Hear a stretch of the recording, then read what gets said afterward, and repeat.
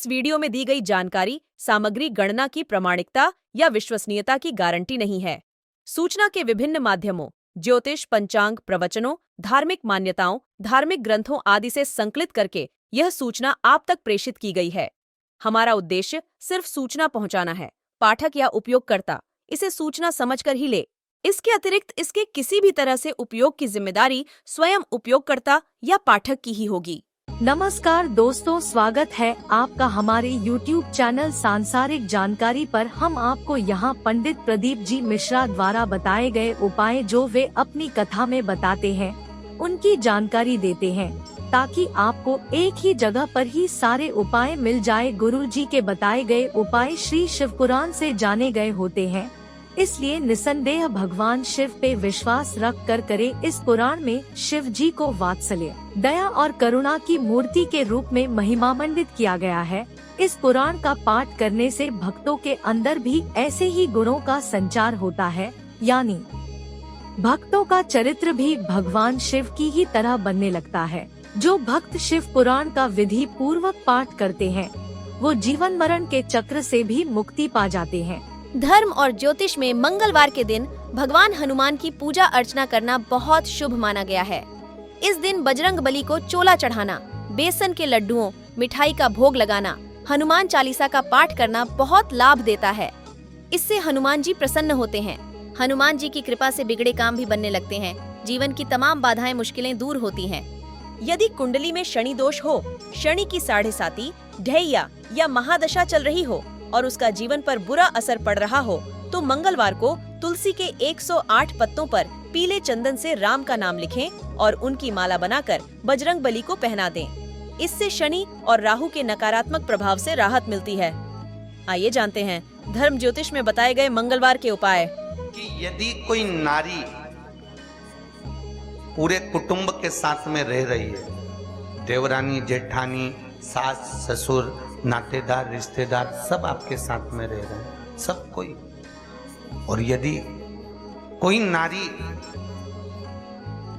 एक परिवार में सबने जो भोजन करा है, बर्तन जो एकत्रित हुए हैं, उसको भी अगर वो परिवार की सेवा में भी तत्परता में उसको साफ कर रही है, तो कितना सुंदर लिखा है भविष्य पुराण में कि अगला उस नारी का जब जन्म होता है तो वो सारे दरिद्र से दूर हो जाती है। सारे दरिद्र से दूर। धन वाली सेवा नहीं, एक सेवा होती धन वाली, जैसे आपके यहाँ कोई काम वाली आती है, ठीक है, आप उसको पैसा देते हो तब बर्तन साफ कराते हो, ठीक है, वो सेवा की बात नहीं चल रही। वो एक लेन देन वाली सेवा होगा। क्या आपने कुछ दिया, उसने आपके यहाँ सेवा करी, वो सेवा एक अलग हो गई। जब घर में सास भी है, बहुएं भी हैं, देवरानी, जेठानी सब हैं, और उसमें जो आप सेवा करें महाराज, उसका भी पुण्य हमारे यहाँ भविष्य पुराण में लिखा है कि उसका भी फल है।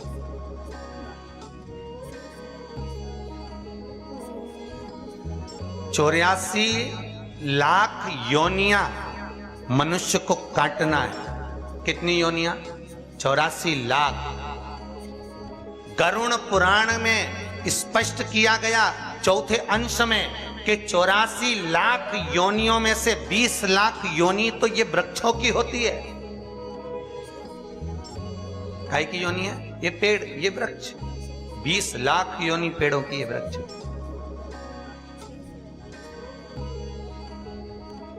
ये तुम जो मनुष्य देह में अपन सब बैठे हैं, तो ये मत सोचना कि तुम्हारी योनि नहीं थी, पहले तुम भी पेड़ बन के पैदा हुए। 84 लाख योनि में 20 लाख योनि वृक्ष की है। कांटेदार पौधे बने, आम का पेड़ बने, लोगों ने पत्तियां तोड़ी तो रोए, बिलखे, फल लगे, पत्थर मारे लोगों ने, और पत्थर मार मार के झड़ाया। वो वृक्ष की योनि में, पानी में, बरसात में, धूप में खड़े रहे, बिलखते रहे, नैनों से आंसू बहते रहे, जड़ की तरह स्थिर होकर खड़े हुए हैं। पौधा बन गए, फूल लग गए, फूलों को रोज कोई ना कोई नोच के ले गया। कितना कष्ट हुआ है। कितना दर्द हुआ है। 84 लाख योनियों में से 20 लाख योनि वृक्ष और पौधे की है।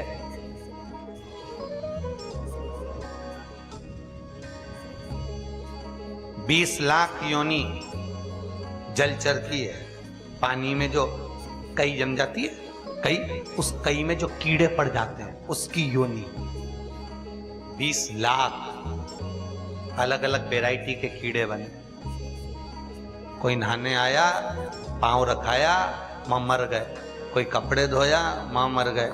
कोई ने झाड़ू लगाई, फिनाइल डाला, वहां मर गए। 20 लाख योनि इसकी है। तुम अपन सोचें कि बताओ ऐसी भी योनि होती है। 84 लाख योनियां काटते काटते काटते काटते तब जाकर ये मनुष्य की देह मिली है। तब मिली, आखिरी में मनुष्य का शरीर प्राप्त हुआ। और 84 लाख योनियां काटने पर जो मानव की देह मिली, वो केवल दो ही कारण है। एक, भगवान का भजन करो, और दूसरा, कर्म का भोग भोगो। जो पूर्व में करके आए हो उसको भोग लीजिए। भोग।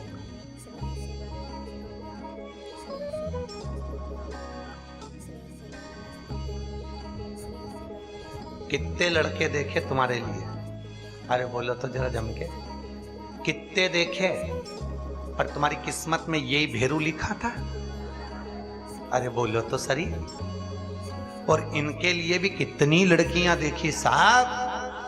हर रिश्तेदार से बोल के रखा, पत्रिका में देखा, इसमें देखा, उसमें देखा, कितने संबंध देखे, पर इनकी किस्मत में यही जगदम्बा लिखी थी।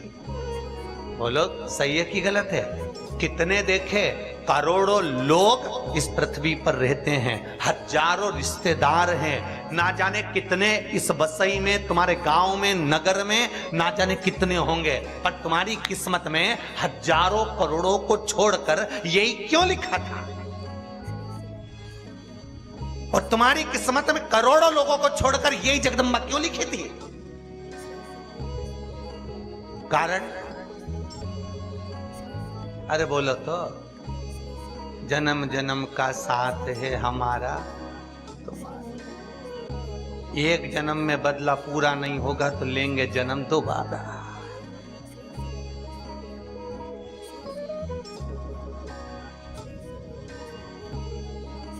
ये जो अपशब्द कहते हैं, ताने देते हैं, कहीं पति आपको कुछ कह देता है, कहीं पत्नी आपको कुछ कह देती है, ताने देते हैं, उसका केवल एक कारण है कि जो पूर्व में संग हुआ है, कहीं आपने इनका कुछ बिगाड़ा, कहीं इन्होंने आपका कुछ बिगाड़ा, तो आज भोग।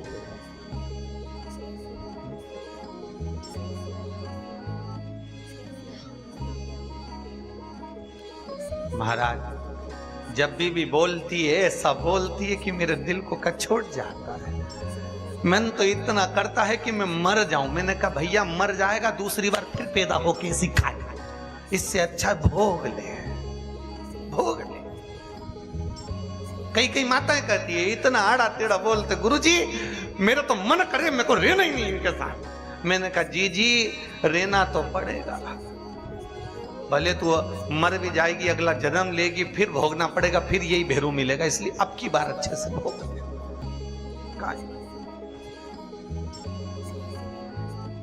संबंध है क्यों?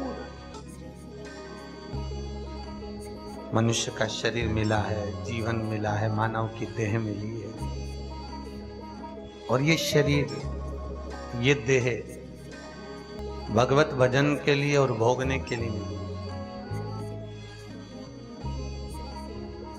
इसलिए फिर निवेदन करूंगा, मत बुरे कर्म कर बंदे, वरना पछताएगा। भगवान की आंखों से तू बच नहीं, तू बच नहीं। एक दुकान पर सामान खरीदने जाओ तो लिखा होता है कैमरे की निगाह में। भगवान कहते हैं मैंने जब तुझे मां के गर्भ में भेजा था, उस दिन से लेकर तू मरेगा तब तक मेरी निगाह में रहेगा, तब तक तू मेरी निगाह में। कितना भजन कर रहा है, कितना स्मरण कर रहा है, कितना कीर्तन कर रहा है, कितनी श्वासें तूने भजन में लगाई है और कितनी श्वासें तूने भोग और विलास में लगाई है, ये उसको ज्ञात है।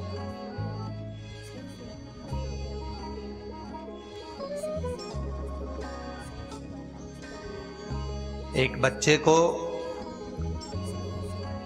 20 रुपए देकर मां ने भेजा, जा बाजार से एक साबुन लिया, कपड़े धोने का 5 रुपए का, 5 रुपए का नहाने। हाउ मां, बच्चा गया कपड़े धोने और नहाने का साबुन लेकर आया। मां ने कहा ला पैसे वापस दे। हिसाब लिया कि नहीं लिया? अरे बोलो तो, लिया ना।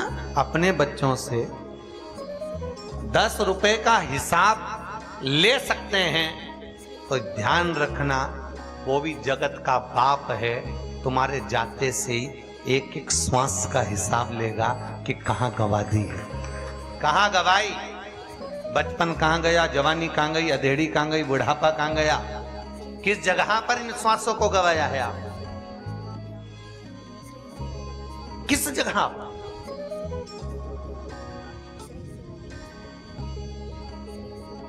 21,600 श्वास जो निकल रही है इस शरीर से प्रतिदिन, एक एक श्वास का हिसाब लेगा। खैर आपका तो कुछ नहीं बिगड़ना है, क्योंकि आप तो कह दोगे कि हमारे यहाँ कथा हुई थी, तुमने कथा सुनी तो तुम तो बच गई, पर दिक्कत तो उसकी है नहीं। तेरा क्या होगा रे कालिया, दिक्कत तो वहां पड़ी, तुम्हारा तो ठीक है जो हुआ।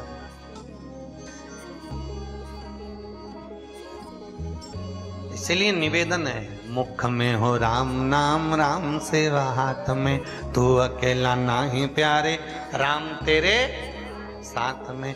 जिंदगी की बागडोर हाथ दीना नाथ के, वो महलों में राखे चाहे झोपड़ी का वास, ये उसके हाथ। चित्त वृत्ति परमात्मा को दी हर पल हर घड़ी। महाराज भगवान से मांगना तो भक्ति मांगना, माया के चक्कर में मत, क्योंकि भगवान अगर भक्ति दे देगा तो माया पति जब हमारे पीछे चलेगा तो माया भी उनके पीछे चलेगा। मायापति अगर हमारे पीछे चल रहे हैं तो माया भी हमारे पीछे पीछे चलने वाली। अगर आपने भक्ति मांगी है तो, और यदि भक्ति नहीं मांगी, माया के चक्कर में पड़ गए, तो फिर वो आपके हाथ, फिर वो आपका प्रेम, आपका। महाराज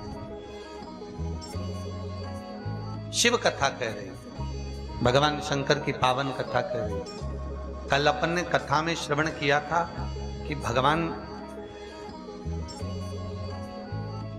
आनंद कंद परमात्मा, भक्ति का रस तत्व ग्रहण करने वाले भगवान शिव का मंगल विवाह हुआ। मंगल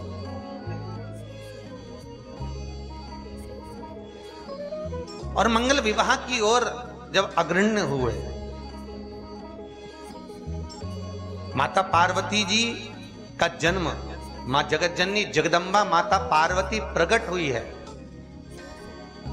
और माता पार्वती का जो प्रागट्य हुआ है, जन्म हुआ है, हिमालय राज के घर में, मेनावती के गोद में, उनके गर्भ से। कथा के प्रथम में कहा था, मेना, धन्या और कला, ये पितरों की 3 बेटियां। बस इन्होंने जिंदगी में एक गलती कर दी। पितृलोक में रहने वाली इन पितरों की बेटियों ने एक गलती करी थी कि सनत कुमार बैठकर तप कर रहे थे, सनकादि ऋषि बैठकर भगवत भजन कर रहे थे, और वहीं से ये मेना, धन्या और कला तीनों निकल कर गई। जब पहले मेना निकल कर गई, उसके लहंगे से सनत कुमार की जंघा में चोट लग गई। फिर धन्या निकल कर गई, उनके लहंगे से चोट लगी।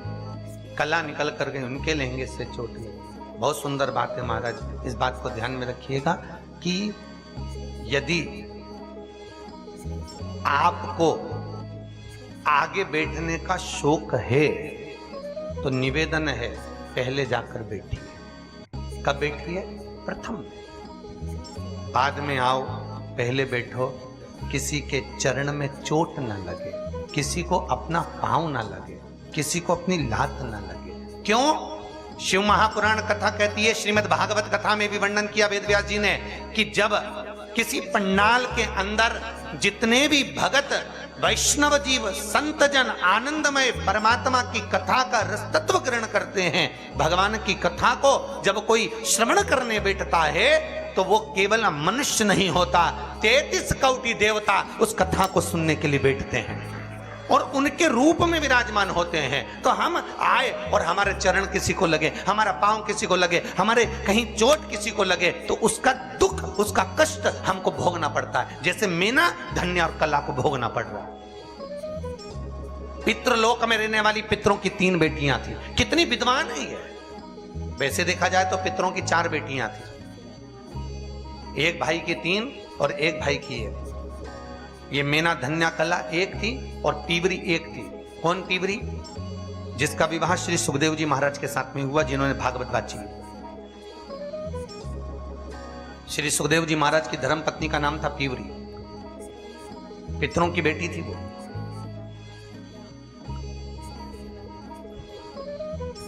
तो मैना निकल कर गई, फिर धन्या निकल कर गई, फिर कला निकल कर गई। उनके चरण की चोट, उनके चरण का प्रहार, उनके लहंगे का वस्त्र का चोट सनत कुमार की जंघा पर लग गया। इतने में एक चोट तो सहन कर ले व्यक्ति, अगर कोई का एक का पांव लगे तो चल जाए, पर जो निकले ने पांव मारता मारता जाए तो अच्छा लगे क्या? तो श्रेष्ठ कहा, हमारे यहाँ कितना सुंदर कहा गया, भीष्म गीता में स्पष्ट कहा गया कि 4 तरह का भोजन बेकार होता है। भीष्म गीता में कहते हैं 4 तरह का भोजन बेकार होता है। पहले नंबर का भोजन, जिस भोजन की थाली को कोई लांग कर चले गया, फिर वही चोट लगने वाली बात है।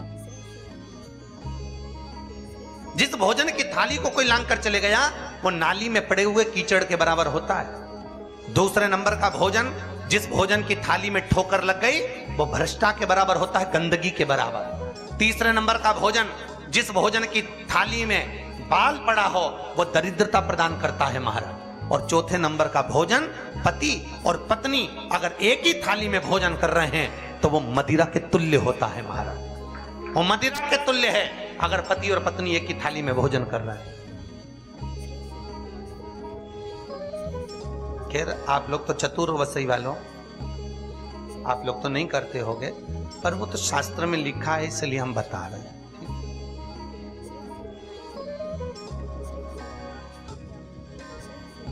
आप सब तो विद्वान हो, आपसे तो ये गलती नहीं होती होगी, फिर भी अगर कोई गलती कर रहे तो उसको सुलझा। कितना सुंदर लिखा है, अगर पति और पत्नी एक ही थाली में भोजन करें तो वो मदिरा के तुल्य होता है। और भीष्म गीता में कहा गया, पति के जीमने के बाद पत्नी अगर उसी थाली में जीम रही है तो चारों तीर्थों के प्रसाद से बड़ा महाप्रसाद होता है। और भी सुन लो, भीष्म गीता एक और शब्द कहती है, अगर बेटी कुंवारी है, बेटी का विवाह नहीं हुआ, बेटी अगर कुंवारी है और अपने पिता के साथ में बैठकर यदि वो भोजन करती है तो उस बाप की कभी अकाल मौत नहीं होती, क्योंकि बेटी काल का हरण करती है। गौ माता, बेटी और ब्राह्मण, ये 3 काल का हरण करने वाले होते हैं। कौन कौन? जम के बोलिए जरा। गौ माता, बेटी और ब्राह्मण, ये काल का हरण करने वाले। इनको देने से कभी नहीं घबरा। बहन बेटी आए तो उसको तुरंत कुछ ना कुछ दे दो, उसको देने से घबराना नहीं। बहन बेटियों को देने से कभी नहीं घबराना चाहिए, उससे घटता नहीं है, बढ़ता। और करे क्या, जब जब बहन बेटी आती है ना तो भाभीयों का मुंह भगोना हो जाता है। 4 दिन के लिए बहन बेटी आई, उतनी देर में तो भाभी का मुंह भगोना कब जाएगी। और तो और बच्चों पे चौकीदारी बढ़ जाती, बच्चों से कहते जा दादी के कमरे में बैठ जा, तो बच्चे कहते मम्मी तू तो बोलती थी हमेशा पढ़ने बैठ जा पढ़ने बैठ जा, अब तो न तू कहती कि दादी के कमरे में बैठ जा, तो मम्मी बोलती जब तक बुआ यहाँ रहे तू दादी के कमरे में रहे। तो मम्मी दादी के कमरे में क्यों? दादी को देखते रहे बुआ को क्या क्या दे रही है। अब बच्चा दादी के कमरे में जाकर बैठ गया, अब दादी के कमरे में बैठा तो दादी ने भी उसको कहा जा पढ़ने बैठ, कि नहीं बैठूंगा। अरे पढ़ने क्यों नहीं बैठता? नहीं बैठूंगा। बुलाऊं तेरी मम्मी को? बुला लो। उन्हीं ने कहा जब तक बुआ रहे जब तक यहीं रहे।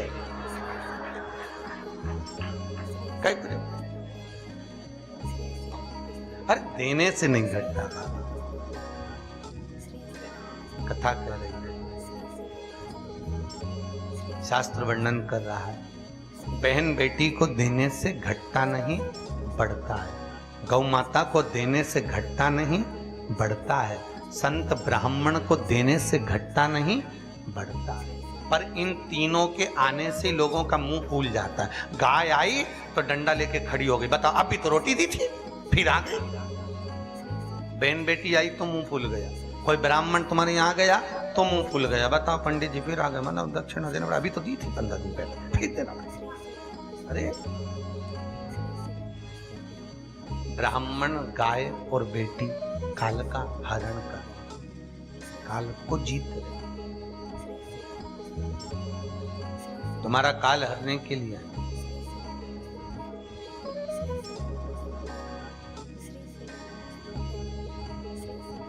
तो निवेदन है, अगर बेटी पिता के साथ में भोजन कर रही है तो उस बाप की अकाल मौत नहीं होती, काल पर। और माताओं से निवेदन है, आपका नियम है कि आप अपने पति के साथ ही भोजन करती हो, तो हम आपका नियम नहीं तोड़ेंगे, क्योंकि आप शादी से नियम लेके बैठी थी। पहली बार जब उसने टेबल पे तुमको गुलाब जामुन खवाई, तुमने उसको खवाई, उसी दिन से भ्रष्ट बाड़ा जो चालू हुआ था। तो हमारा तो केवल इतना सा निवेदन है, कथा के माध्यम से अगर थोड़ा सा सुधरना है तो सुधर जाओ, नहीं सुधरो तो सिधर जाओ, पर सुधरो, थोड़ा सा सुधरो। तुम्हारा एक साथ भोजन करने का नियम है, खूब प्रेम से करो, पर निवेदन इतना सा है, थाली 2 लगाओ। कितनी लगाओ? 2, एक आपकी एक उनकी, दोनों बैठ के पाओ, पर एक थाली में दोनों मत पाओ। एक थाली में दोनों नहीं, वो मदिरा के तुल्य होता है। हमने कहा तो दोस्तों, यहाँ पे हमारी वीडियो समाप्त हुई। उम्मीद करती हूँ हमारी ये जानकारी आपको जरूर पसंद आई होगी। हमारी वीडियो को लाइक जरूर करें और हमारे चैनल को सब्सक्राइब और शेयर करना ना भूले। जय श्री राम,